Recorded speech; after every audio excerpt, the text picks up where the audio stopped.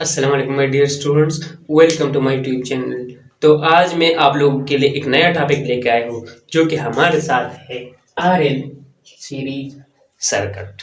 तो ये RL series circuit हम पढ़ेंगे जो कि इलेक्ट्रिसिटी एंड मैग्नेटिज्म का एक टॉपिक है जो आप लोग बीएस फिजिक्स में पढ़ते हैं।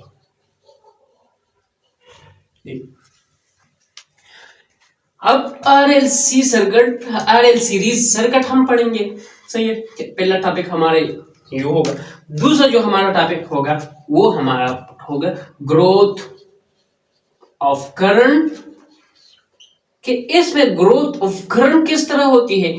तीसरा जो हमारा टॉपिक होगा वो डिके ऑफ करंट। तो इस तरह इस सीक्वेंस में हम जाएंगे। पहले हम आरएल सीरीज सर्किट को समझेंगे, इसके बाद हम समझेंगे कि इसमें ग्रोथ अप करंट क्या चीज है, और तीसरी जो टॉपिक होगी वो होगी कि इसमें डिके ऑफ करंट किस तरह होती है। तो स्टार्ट कर देते हैं कि हमारे साथ जो आरएल सीरीज सर्किट है वो क्या बना है।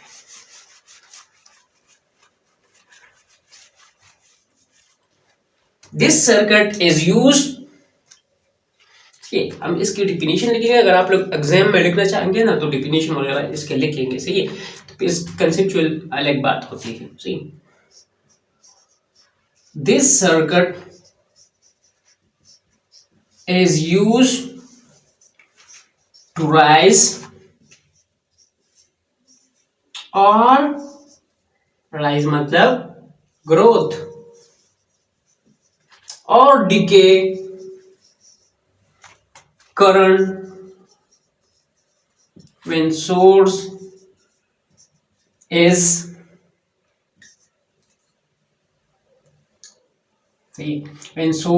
include का मतलब है, अगर आप इसमें लगा लेते हैं आर रिमूव। अब इस बात को हम समझने वाले कि ये क्या इसका मतलब क्या है। सही, तो this circuit is used to grow or rise or decay current when source से मतलब है EMF as include or removed। सही, तो ये है। अब हम इसके डायग्राम समझने वाले। सही, डायग्राम इसके समझने वाले कि डायग्राम क्या किस तरह आएगा इसके। फिर इसमें रेज ऑफ करंट मतलब ग्रोथ ऑफ करंट पढ़ेंगे कि इसमें ग्रोथ ऑफ करंट किस तरह होता है। लेकिन अगर आप लोगों को डायग्राम समझ नहीं आती तो फिर आप इस पर नहीं समझेंगे। ये एक इंडक्टर है जो कि बैटरी के नेगेटिव टर्मिनल के साथ मैंने अटैच किया है। ये एक रेजिस्टर है, ये इंडक्टर हुआ, ये ईएमएफ सोर्स हुआ, पॉजिटिव टर्मिनल के साथ अटैच हो गया, और ये हमारे साथ स्विच हो गया। सही, तो इस तरह ये सीरीज में कनेक्टेड है। सही है, आरएल सीरीज सर्किट। सीरीज का मतलब है कि इससे करंट जो होगा, करंट का पाथ जो होगा वो सेम होगा। मतलब ये है कि अगर इससे सपोज करें आप लोगों ने इसके साथ ये स्विच कनेक्ट की, स्विच को ऑन कर दिया, तो क्या होगा, अगर इससे करंट पास होगा तो वही करंट इंडक्टर से भी पास होगा। तो इसका मतलब है कि सीरीज में हम पढ़ेंगे कि करंट का पाथ जो होता है वो सेम होता है। करंट पाथ इज सेम, तो इसलिए इसको कहते हैं RL series circuit. To raise or decay current when source is include or remove। अब हम पढ़ेंगे कि ग्रोथ ऑफ करंट इसमें किस तरह होती है। ग्रोथ ऑफ करंट इसमें किस तरह होती है, डायग्राम हो गए। सही, इसको नहीं मिटाएंगे। Growth of current,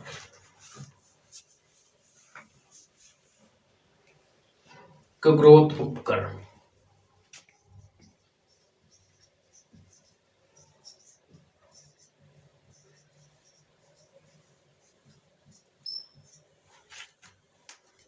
when source is attached,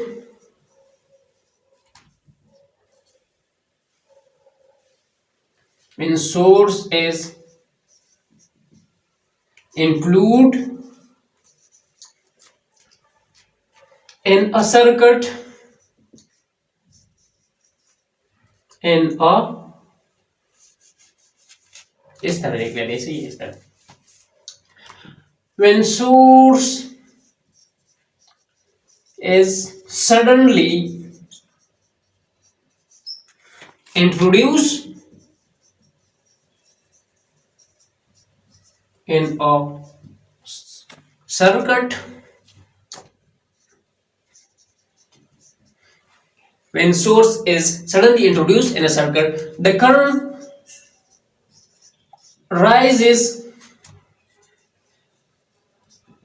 in the circuit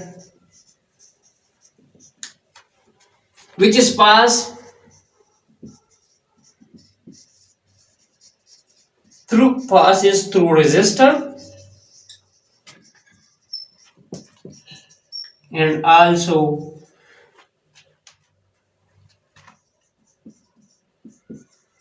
inductor अब जब जैसे ही आप लोगों ने सोर्स को सडनली इसमें क्या किया, इंट्रोड्यूस किया, ये स्विच था, ये स्विच जैसे ही मैंने ऑन किया तो अब करंट स्टार्ट हो जाएगा, करंट इसमें फ्लो स्टार्ट कर देगी। कौन सा करंट? Convention current. अब रेजिस्टर से भी पास होगा और इंडक्टर से भी वही करंट पास होगा, सही।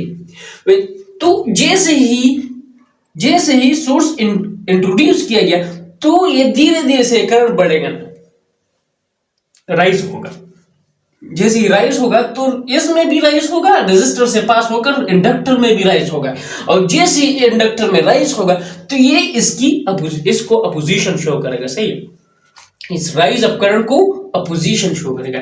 ये मैंने आप लोगों को इससे पिछली वाली वीडियो में बताया था कि इसको अपोजिशन किस तरह शो करती है, सही है। अब हम फाइंड कर देते हैं कि ग्रोथ ऑफ करंट हम मैथमेटिकली किस तरह लिखेंगे, सही। तो एक बात आप लोगों को पता है कि जब हम लो पोटेंशियल से हाई पोटेंशियल पे जा रहा होता है तो हम ईएमएफ को पॉजिटिव लिखते हैं, -IR। अब -IR ये किरचॉफ वोल्टेज लॉ है, सही। फ्रॉम लूप रूल हम यू लिखेंगे कि यहां पर फ्रॉम लूप रूल, सही। तो ये राइज हो गए तो ये पॉजिटिव, माइनस यहां से करंट पास होगा रेजिस्टर से तो ये पॉजिटिव नेगेटिव। अब पॉजिटिव तो हाई पोटेंशियल पे, नेगेटिव लो पोटेंशियल पे, तो ये यहां पर क्या होगा, राइज नहीं होते, पाल होते, सही। पोटेंशियल पाल होते तो हम लिखते हैं -IR, ये भी पोटेंशियल है ना, V = IR माइनस। इंडक्टर के इस साइड भी पॉजिटिव हो जाएगा और ये नेगेटिव, तो वो भी पाल हो रहा है, तो हम भी यहां पर लिखेंगे EL = 0, सही। हम इसको यू लिख सकते हैं IR प्लस DIL DI/dt।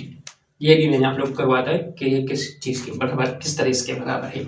अब हम लिखते हैं कि EMF इंप्लाइज कर देते हैं, और ये क्या कर देते हैं, ये R इस पर भी डिवाइड कर देते हैं और इस पर भी, और यहां पर भी, सही। तो ये हो जाएगा E/R, EMF/R, ये I हो जाएगा, ये प्लस L/R DI/dt, सही। DI/dt इसको हम हटा देते हैं, यहां पर हम इस फार्मूले को डिराइव करने वाले हैं, सही। अब ये E/R minus I = L DI/dt L/R, ये सिंपली इस I को इस साइड से इस साइड पे शिफ्ट किया तो माइनस हो गया। अब हम इसके साथ माइनस को मल्टीप्लाई कर देते हैं तो इस तरह हो जाएगा कि I E/R minus L/R DI/dt। इसके साथ हमने -1 को मल्टीप्लाई कर दी, जैसे हम यहाँ पर -1 लिखेंगे ना, -1, और इसके साथ मल्टीप्लाई करते तो माइनस हो जाएगा, ये पॉजिटिव, इसके साथ भी माइनस को मल्टीप्लाई करने कोई असर नहीं पड़ेगा। सही, अब ये हो गया एक इक्वेशन आपके साथ डिराइव। अब हम करते ही कि क्या करते थे कि इसको रीअरेंज कर देते हैं। सही, तो इस तरह हो जाएगा कि R by L dt is equal to di by I e by R। क्या किया, ये L by R था, तो हमने इसके साथ R by L को मल्टीप्लाई किया तो ये खत्म हो गया, और R by L को इस साइड भी मल्टीप्लाई किया तो ये इस साइड पे शिफ्ट हुआ, और ये dt को लेकर इस साइड पर मल्टीप्लाई किया। सही, यहाँ पर भी मल्टीप्लाई किया, यहाँ पर भी मल्टीप्लाई किया, तो ये वाला इसके साथ खत्म हो गया और ये यहाँ पर आ गया। सही, तो ये आ गया। अब हम क्या कर देते हैं इस पर, जब हमने यहाँ पर एक सही है डायरेक्टली इंडक्टर में आपको बना लेता हूं। सही, ये रेजिस्टर था, ये पॉजिटिव बैटरी की नेगेटिव टर्मिनल, और ये इसके साथ अटैच था। अब जब टाइम 0 था तो इसमें करंट क्या था, नहीं था। अब 0 टाइम से लेकर t टाइम तक क्या होगा, टाइम चेंज होगा, और i जो होगा वो भी 0 से लेकर i तक चेंज होगा, i मैक्सिमम तक चेंज होगा, i तक चेंज होगा। तो हम इस पर क्या करते हैं, इंडेफिनिट इंटीग्रल अप्लाई कर देते हैं, तो r by l हो जाएगा dt is equal to d। सही, और इस पर हमने क्या किया, डेफिनेट इंटीग्रल को ले लिया, और वो इंटरवल ऑफ t है ना, तो 0 to t चेंज हो रहा है, 0 to t चेंज हो रहा है, और करंट वो भी 0 to I चेंज हो रहा है, 0 to I चेंज हो रहा है। सही, वो 0 to I चेंज हो रहा है।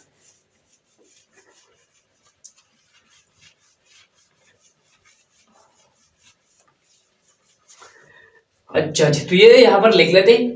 क्या हो जाएगा कि R by L तो कांस्टेंट है, तो माइनस R by L को बाहर निकाल देते हैं, और 0 to t यहां पर आ गया, और dt कर देते हैं। सही, और ये 0 to I di 1 e by r। सही, अब 0 to I, तो इसको हम एक यू लिखेंगे कि अगर इसको हम खत्म कर देंगे ना ये इंटीग्रेशन, तो इस तरह हो जाएगा कि लिमिट इस पर अप्लाई हुआ था ना, तो ये t और क्या 0 to t ये खत्म हो गया।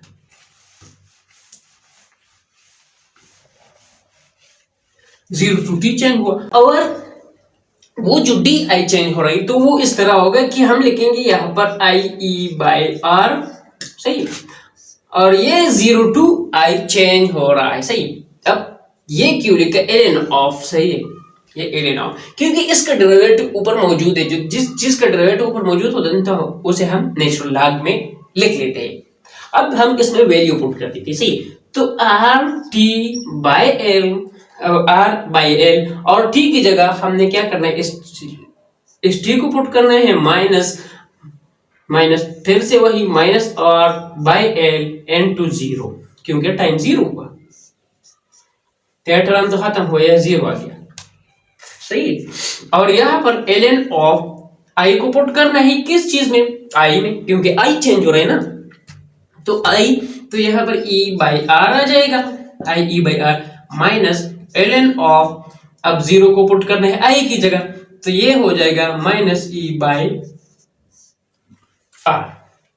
सही है, अब ये हो जाएगा R by L into T is equal to, इसको हम यू लिख सकते हैं एल एन ऑफ, क्योंकि ये लॉग्स का रूल है। सही है, E by R minus E by are.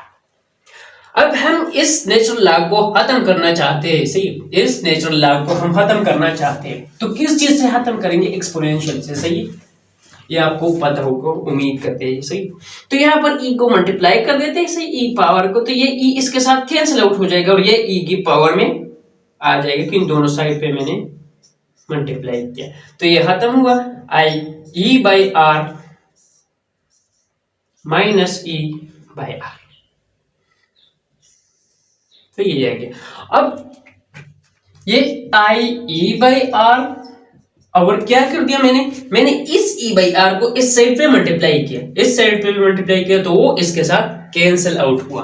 सही, तो इस तरह आ गया कि minus E by R E power R L into T ये माइनस।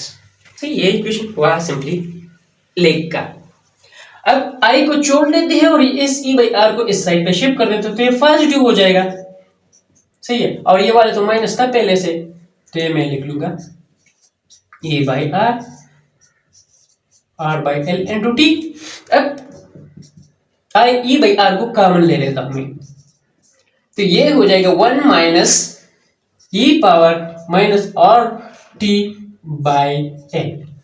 सही, अब क्या किया, जैसे मैंने if time is equal to what, approach to infinity. सही, तो I is equal to I M. अब ये बात मैं आपको सबूत के साथ दे दूं, यहाँ पर आप t पुट करें ना, t0। सही है, आप t0 पुट करें तो यह इंफिनिटी पुट करें और एनीथिंग पावर इंफिनिटी या infinity divide by anything is equal to, यहाँ पर इंफिनिटी आ जाएगा ना, r इंफिनिटी के साथ मल्टीप्लाई होकर इंफिनिटी आ जाएगा ना, r multiplied by infinity, r multiplied by infinity divide bye l, तो ये इंफिनिटी डिवाइड बाय इंफिनिटी हो जाएगा और ये e पावर इंफिनिटी और anything power infinity is equal to 0। सही, एनीथिंग डिवाइड में power infinity is equal to 0, तो ये हम पुट करें I is equal to e by R 1 minus 0, और ये क्या हुआ, I is equal to e by R और इसको हम कहते हैं आई एम। तब यहां पर पुट कर दे। सही है, e बाई आर को इक्वेशन 1 में पुट कर दे तो ये हो जाएगा I is equal to I M 1 minus R T by L. ये आपके साथ जो करंट है वो स्टोर हुआ। अब R बाई एल की जगह आप लोग क्या कर सकते हैं, L बाई आर, इसको आप T भी पुट कर सकते हैं, ठीक, L लिख ले आप। सही है, ये ओ टाइम है जो कि इंडक्टर में 63.7% करंट जब स्टोर हो जाए, इतने टाइम में इंडक्टर में इतना करंट क्या हो जाता है, स्टोर हो जाता है। तो आप इसकी जगह TL भी लिख सकते हैं, तो वो हो जाएगा I is equal to I M 1 minus E और T बाई टी एल। ठीक है, टाइम कांस्टेंट है, दोनों का टाइम है, इसका मतलब है R L बाई आर के क्या है, डायमेंशन क्या है, वो टाइम है। ये तो हुआ ग्रोथ ऑफ करंट। अब पढ़ते हैं decay of current. Decay of current वो हम किस तरह पढ़ते हैं। सी ये तीसरा टॉपिक है हमारा कि डिके ऑफ करंट इसमें किस तरह होती है, डिके ऑफ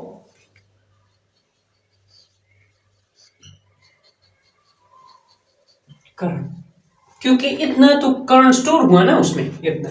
अब इंडक्टर में ले लिया, ये रेजिस्टर था और इससे क्या किया, सोर्स को रिमूव कर दिया, बस एक जरिया ढूंढ लिया मैंने और इससे मैंने क्या कर दिया, उस सोर्स को मैंने रिमूव कर दिया। तो according to Kirchhoff voltage law या लूप रूल क्या हो जाएगा, ये आई आर हो ना, इससे करंट पास होगा।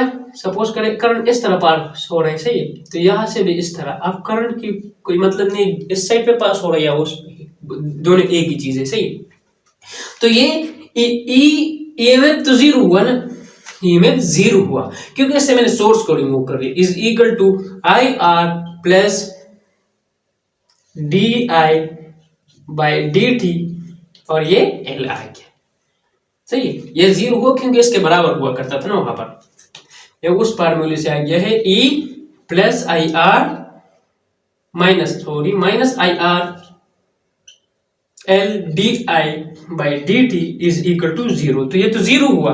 अब इसको इस साइड पे मैंने शिफ्ट किया तो दोनों को एक साइड पे मैंने शिफ्ट किया तो क्या हुआ, पॉजिटिव आएगी। अब मैं इसको इस तरह कर देता हूं, सही, तो ये हो जाएगा, ये प्लस है, सही, minus I R is equal to minus I R L D I by D T. सही, बाई डी टी। अब दोनों साइड पे क्या कर रहे थे, आर को डिवाइड कर देते, तो ये एल बाई आर हो जाएगा, ये डी आई, और इससे आर खत्म हो गया। अब डी टी को इस साइड पे शिफ्ट कर दे, सही, तो ये डी टी, अब D T R by L, ये आर बाई एल, क्योंकि आर को इसके साथ मल्टीप्लाई किया, एल को इस पर डिवाइड किया, और ये हो जाएगा डी आई।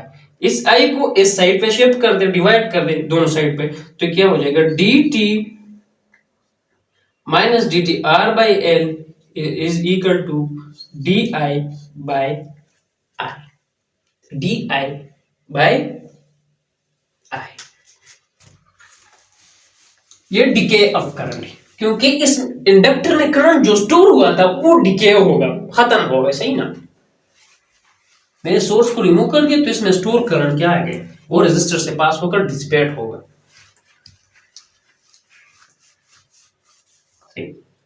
अब D T R by L is equal to D I by I, दोनों साइड पे इंटीग्रेशन अप्लाई कर दी। अब D T R by L D I by I, सही, तो ये इसके साथ कैंसिल आउट हो जाएगा, आर बाई एल तो बाहर आ जाएगा, तो R T by L minus लिखिए, और ये जब इसका डेरिवेटिव ऊपर मौजूद है तो इसको हम नेचुरल लॉग में लिखते हैं, ln of I, ln of I, और जब इसको हम खत्म कर देते हैं तो दूसरे साइड पे इसके साथ कांस्टेंट लिख लेते हैं, सही है, कांस्टेंट लिखते हैं, तो हम इसको u लिख सकते हैं, ln of I minus R T by L plus के। अब एक बात है, सपोज करें आपके साथ टाइम क्या था, 0 था, तो आई कितना था, आई मैक्सिमम था, सही, 0 नहीं था, क्योंकि इसमें तो करंट पहले से स्टोर था ना, इसमें तो करंट पहले से स्टोर था, जब टाइम नहीं गुजरा था अभी तक, तो इसमें इतना करंट स्टोर था, सही, तो टाइम 0 पे आई क्या था, आई एम।